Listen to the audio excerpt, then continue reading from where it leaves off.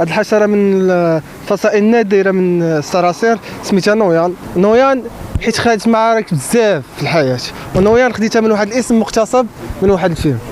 هاد نويان لدرجه الحب ديالي ليها ما بقيتش كنعمر مع الاصدقاء ديالي، ما بقيتش كنمشي حتى شي بلاصه، كنبقى معاها ديما في الدار، ديما عطاها واحد الوقت كبير.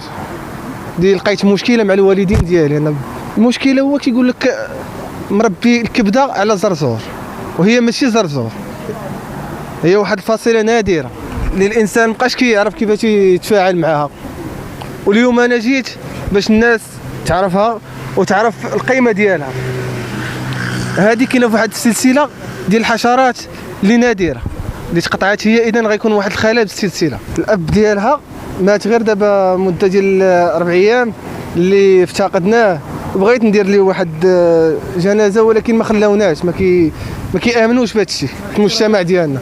حيت كنحبها بزاف، غادي نقدر نسمع في كل شيء، خدماتي نسمح فيها وهذا ما نسمحش فيه. كندوي بنيتي، انا بنيه صديقه هذا كتربطني به واحد العلاقه اللي بزاف قليل اللي